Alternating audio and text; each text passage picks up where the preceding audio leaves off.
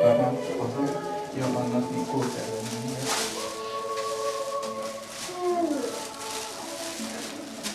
Hát nézzétek akkor meg, most ott vannak a...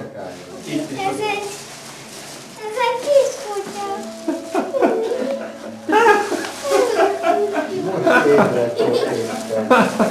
Forduljatok apa felé. Apa felé forduljatok, Dóri.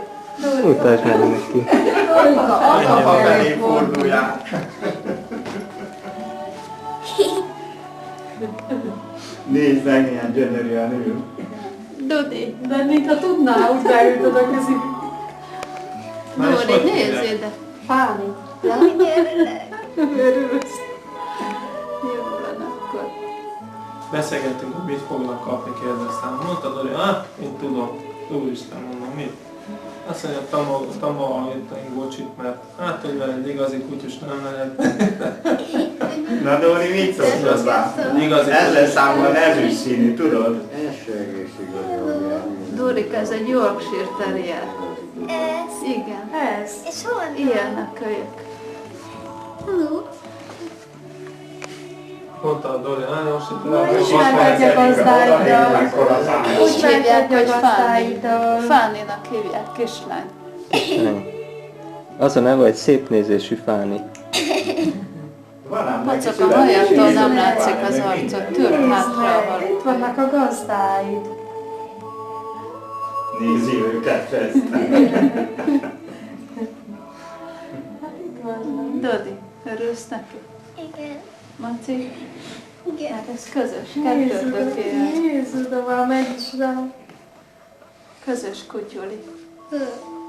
Nézd már, be is ült oda, Az jól látod? elhelyezkedett. Oda nézze, már be is helyezkedett, mint ha mindig ott ült volna. Nem is olyan nehéz.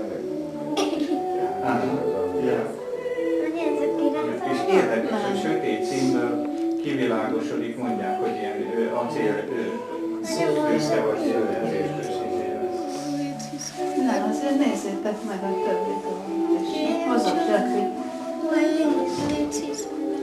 Elől kell fogni Dória két lába között. Hasát ne fogd, csak ott a lábait.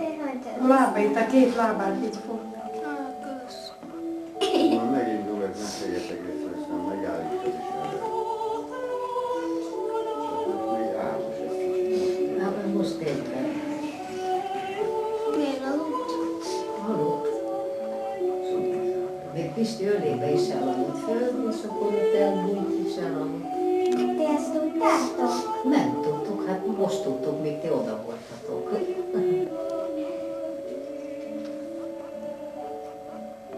Most